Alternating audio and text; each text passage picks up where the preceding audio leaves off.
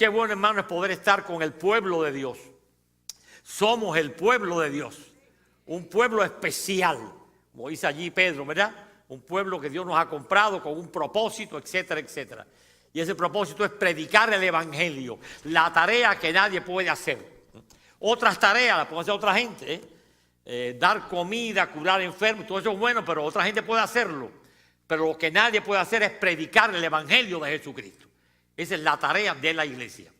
Y claro, comenzar un nuevo año, estamos empezando todavía, estamos en el primer mes, pues es un tiempo bueno para planear, para prepararnos. La vida diaria es como una guerra, hay que prepararse para la guerra. Y hay que preparar condiciones, estrategias. Y qué bueno que los cristianos tenemos en este libro la guía.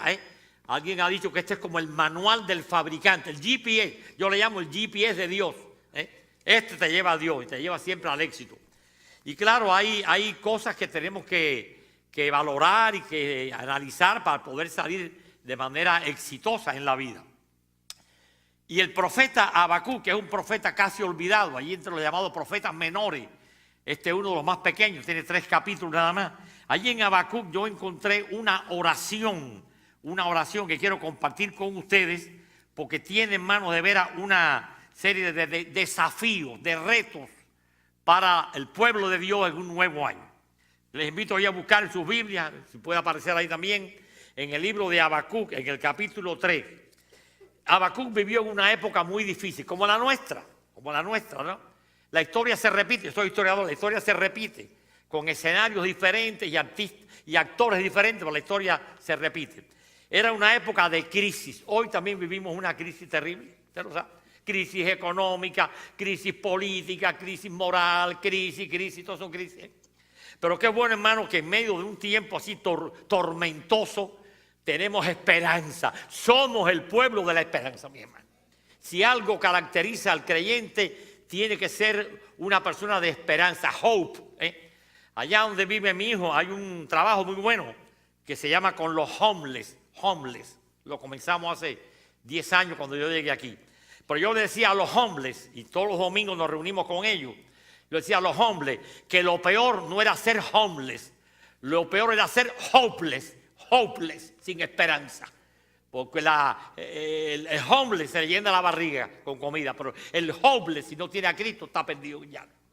Qué bueno que la iglesia sí tiene una esperanza, y esa esperanza es Jesucristo. Y allí el profeta Habacuc, repito, en época difícil, la pequeña Judea, era todas las guerras del pasado se libraron de alguna manera en Palestina. Era el punching bag, los boxeadores saben lo que es un punching bag, era el punching bag de las potencias mundiales.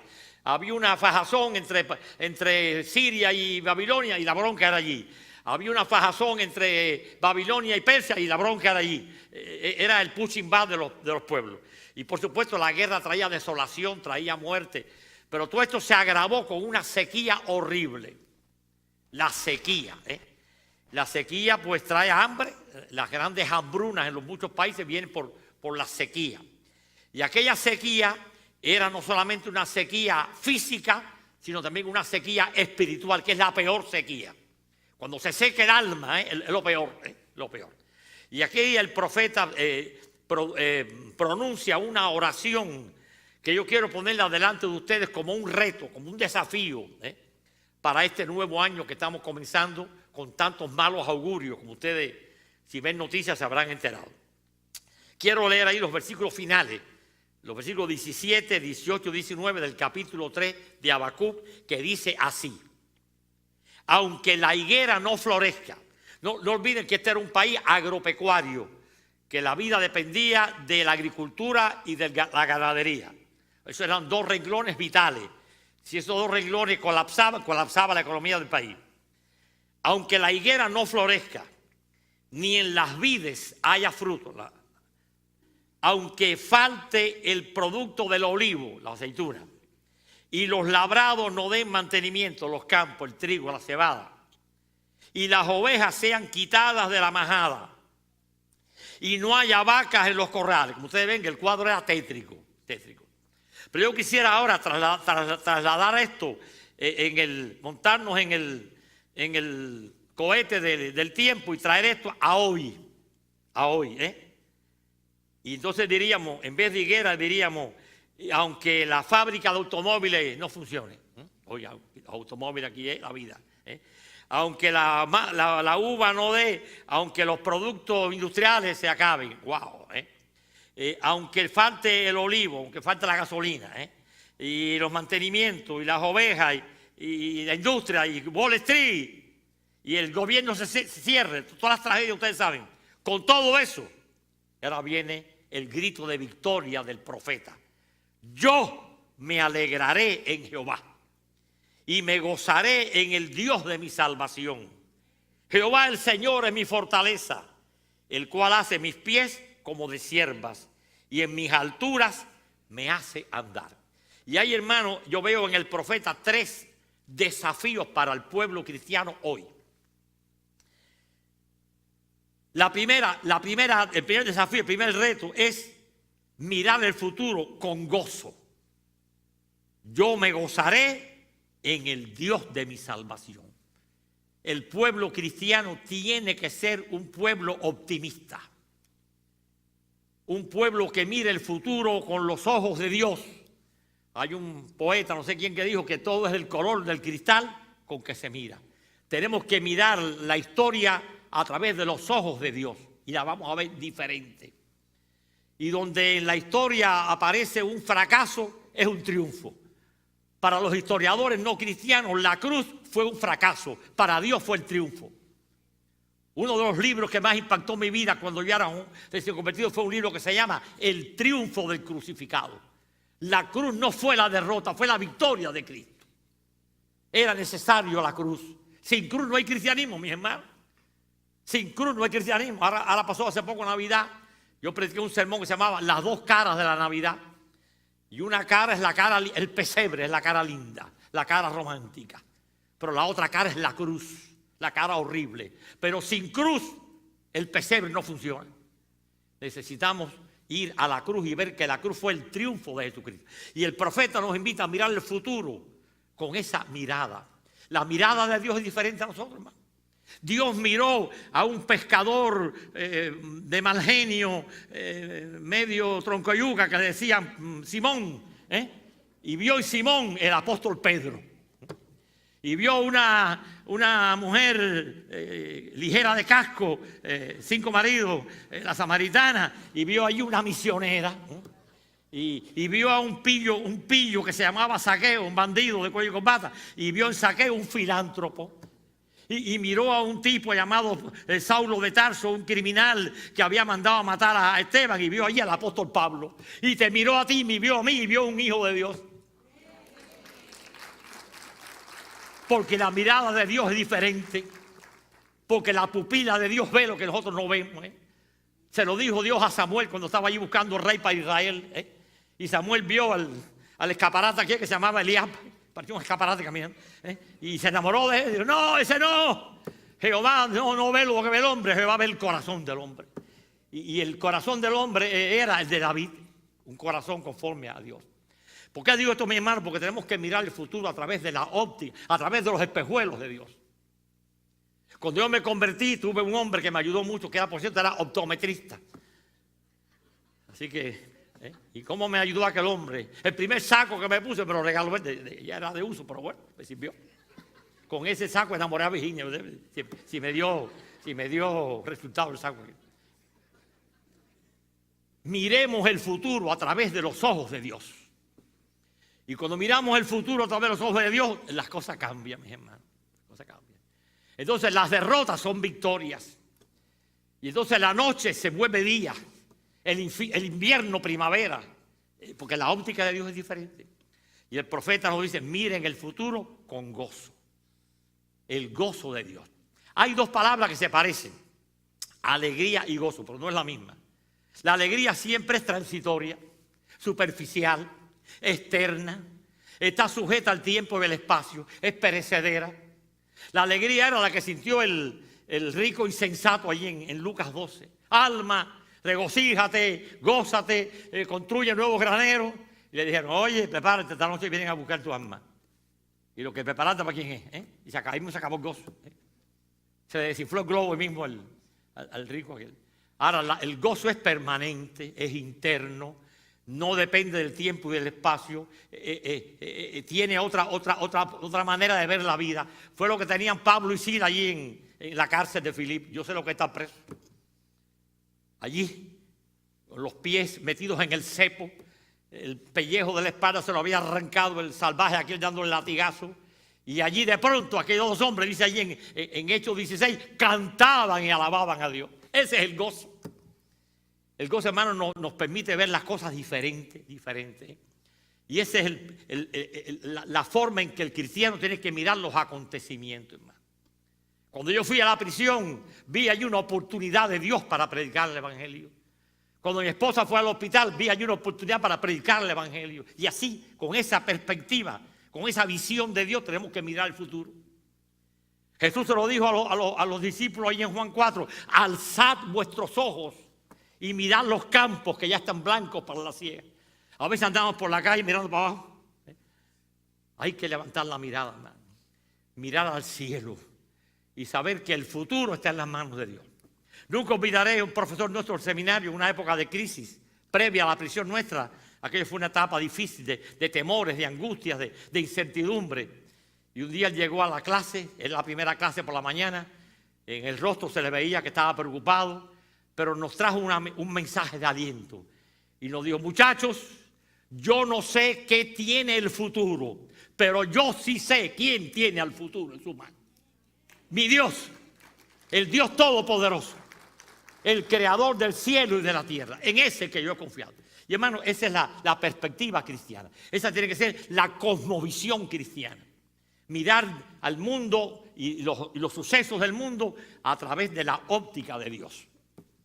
En estos días he leído dos libros que me regaló un hijo mío, que hablan de un misionero holandés. Por cierto, los libros están con un seudónimo, porque él está amenazado de muerte, porque se metió a contrabandear Biblias en los países comunistas y entonces los libros tienen un seudónimo, el hermano André. Quizás ustedes han oído hablar del hermano André. Y él cuenta, ¿verdad?, cómo en las situaciones más difíciles, oiga, penetrar en la cortina de hierro, ya lo dice el nombre, cortina de hierro, de manera clandestina, como los narcotraficantes, pero llevaba Biblia en vez de droga. Y cómo en las situaciones más difíciles siempre Dios lo sacó. Porque nuestro Dios es un Dios que no falla, es un Dios confiable, Él es fiel. Vivimos en un mundo, hermano, que se caracteriza por la infidelidad conyugal, infidelidad, los políticos corrompidos. Estamos viviendo una época, hermano, de descalabro mundial. En estos momentos hay 10 presidentes de América Latina presos y 10 huyendo. Imagínate usted. 10 presos y 10 huyendo, buscándolo por la Interpol. Pero en medio de un mundo así, un mundo que es un caos, un mundo, hermano, que se derrumba a pedazos, tenemos una esperanza, el reino de Dios. El único sistema que tiene garantizado el futuro es el reino de Dios. Los imperios, los reyes, las naciones, los dictadores pasan, Jesucristo permanece. Porque Él es el Rey de reyes y Señor de señores. Y con esa óptica tenemos que mirar el futuro.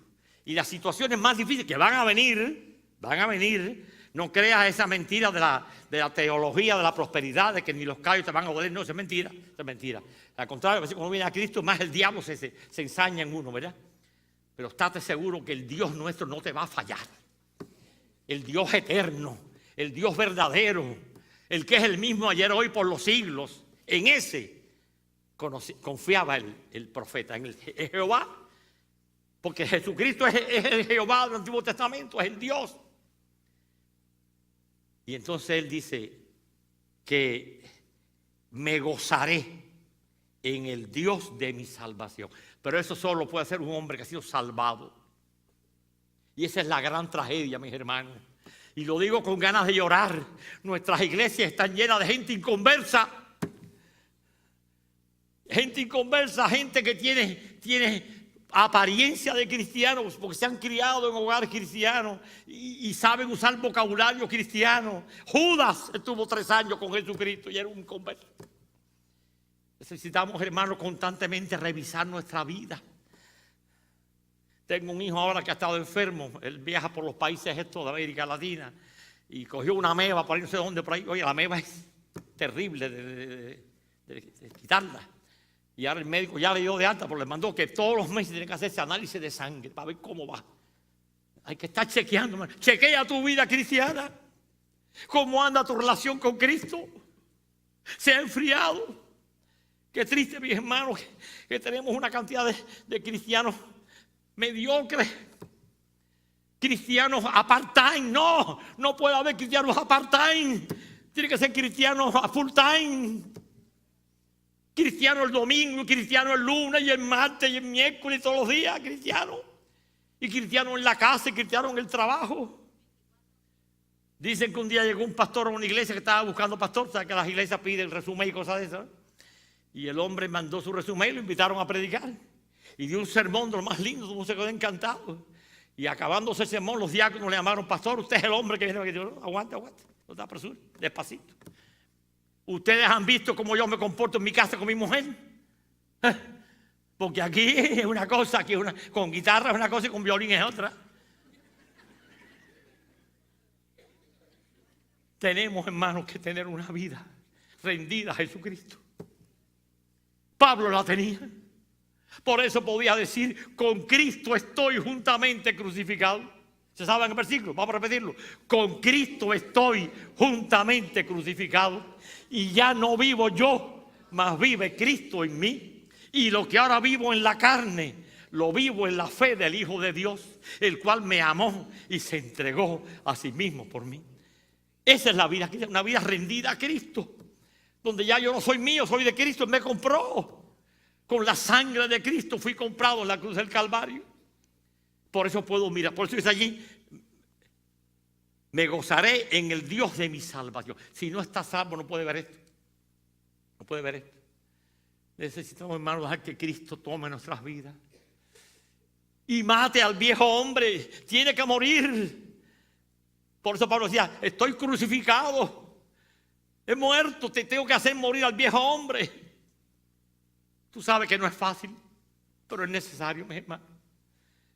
Y ahí es donde viene la victoria del cristiano, en esa lucha interna que la experimenta todo cristiano. Si usted no tiene lucha, usted está muerto, ¿sabe? Para que lo sepa. Si usted le pincha y no salta, porque usted está muerto.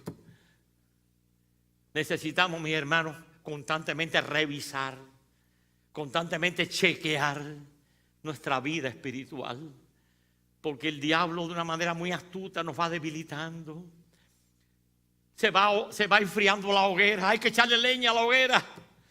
La hoguera de la oración. Qué bueno que esta iglesia tiene un programa de oración. No descuiden la oración, hermanos. No descuiden la lectura de la Biblia. No descuiden servir. El director del coro está invitando a nuevos cantantes. Servir al Señor es el más grande privilegio que existe. Me dijo una vez un cristiano viejo, me dijo: Nilo, el que no sirve, no sirve. Ponle el coco porque tú veas. El que no sirve, no sirve.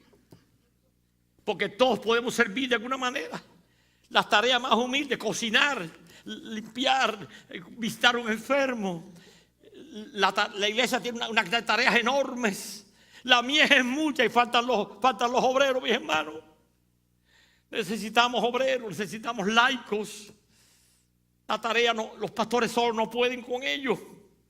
Necesitamos que la iglesia, como un ejército, se ponga en pie de guerra. Los generales no ganan las batallas, la gana el ejército. Si usted pregunta aquí esta mañana, la mayoría de ustedes lo ganó otro cristiano. A mí me ganó un cristiano de a pie. Necesitamos, hermanos, mirar al futuro con gozo a través de Cristo. Saber que las cosas materiales son pasajeras. Pero aquí en este país, hermanos, nos han... En Cuba había materialismo dialéctico, comunista, marxista, materialista.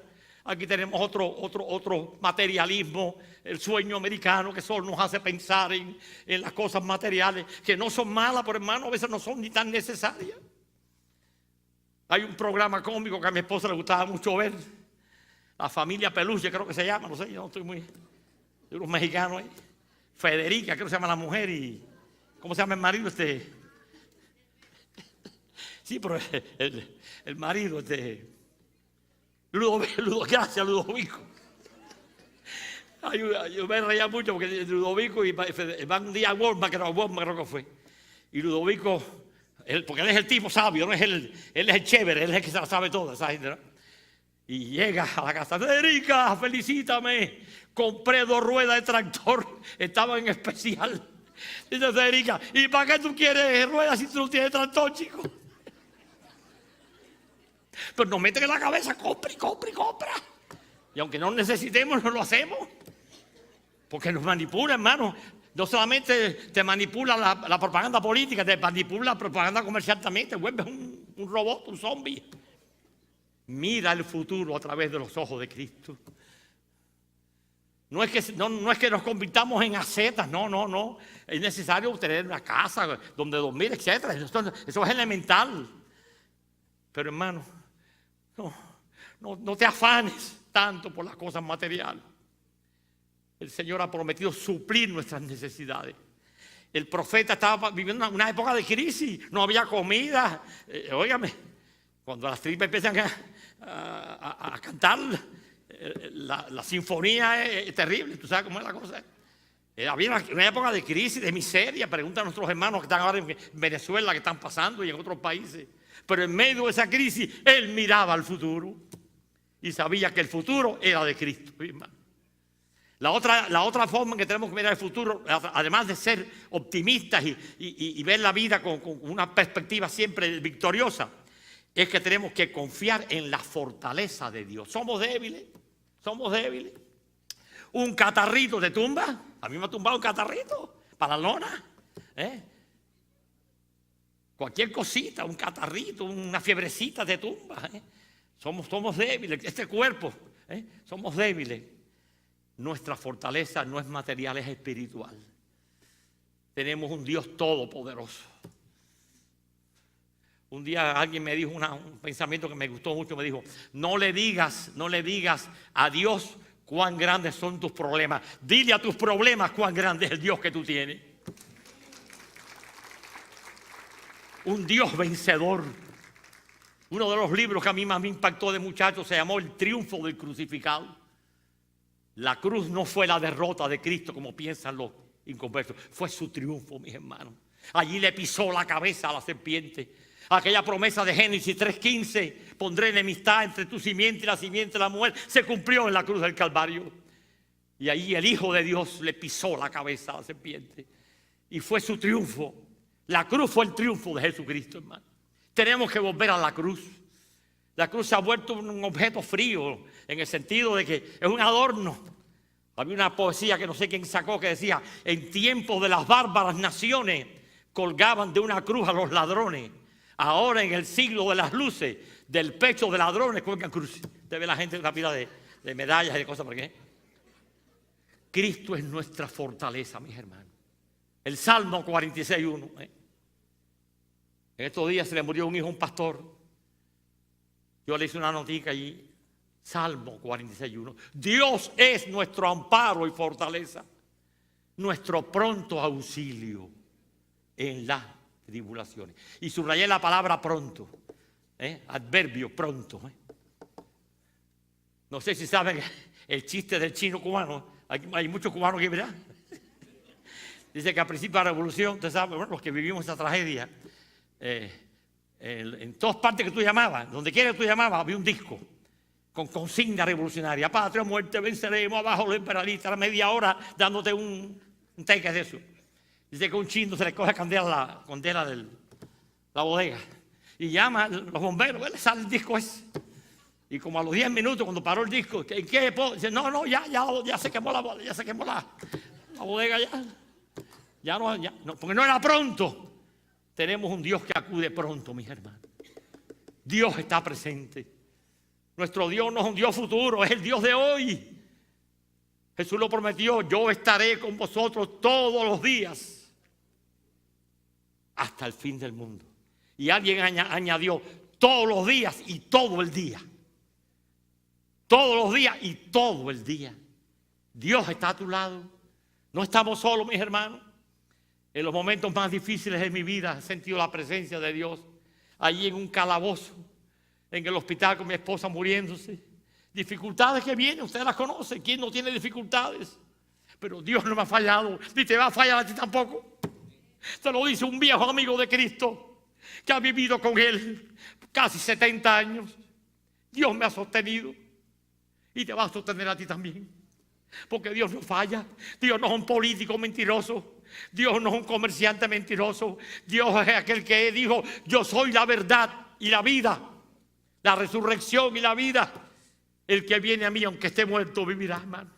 Y con esa fe vivimos, y con esa fe miramos al futuro, y con esa fe enfrentamos este año.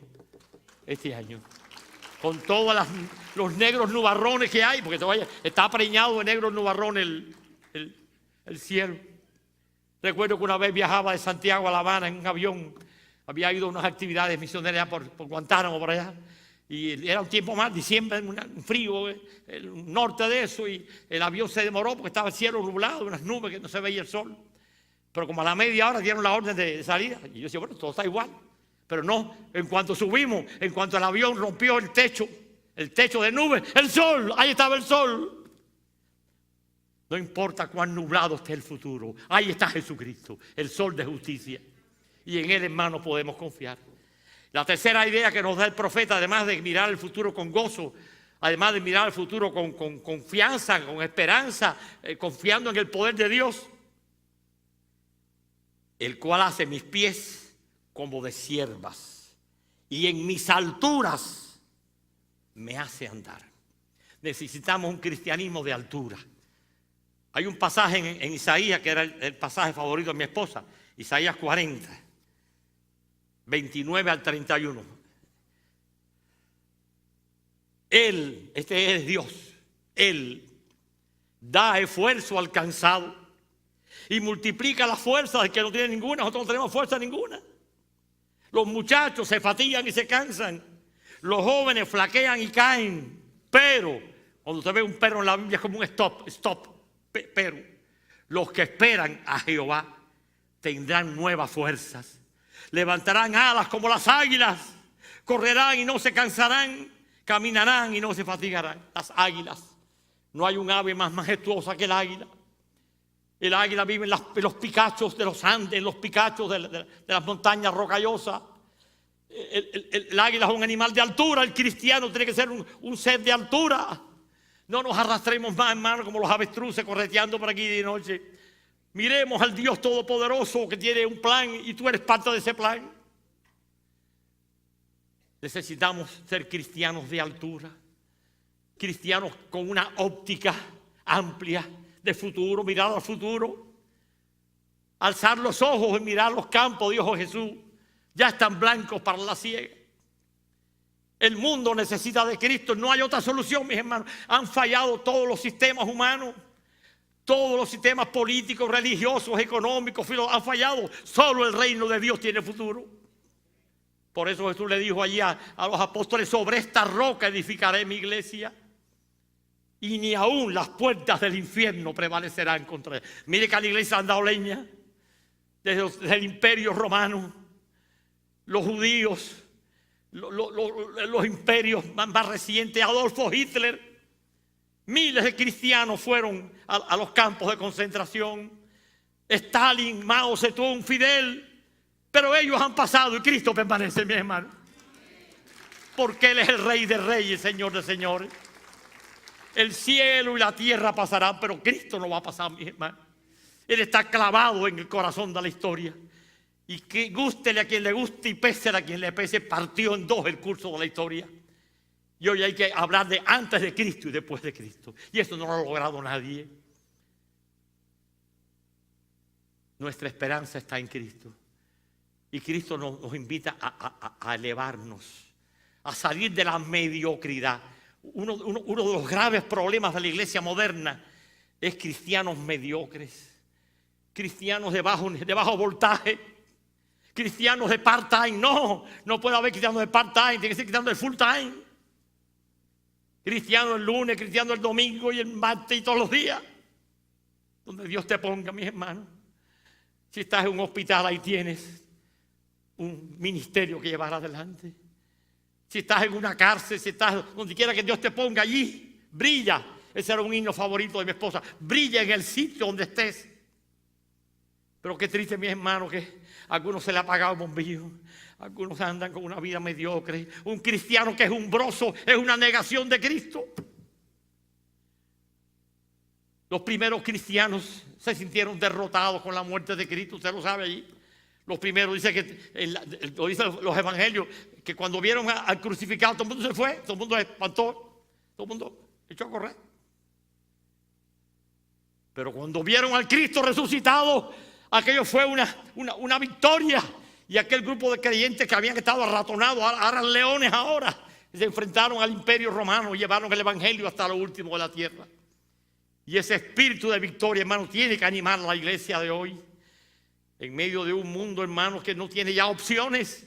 Se han agotado las opciones. La agenda humana se ha agotado.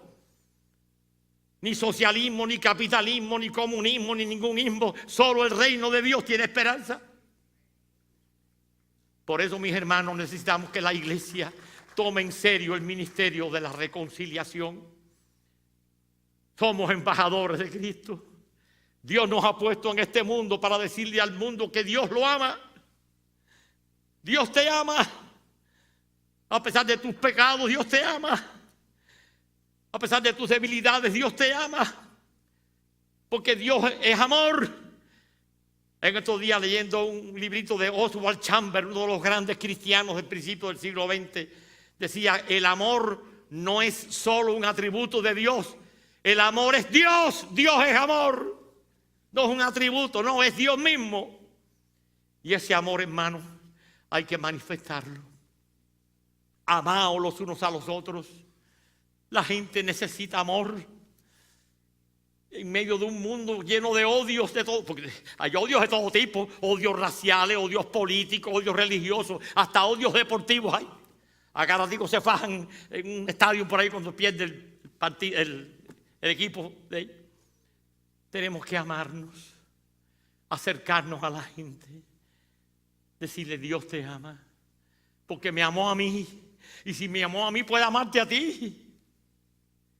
Hermanos, el futuro es nuestro, porque es de Cristo, mis hermanos. Conté una anécdota que a la cual también quiero terminar en esta mañana.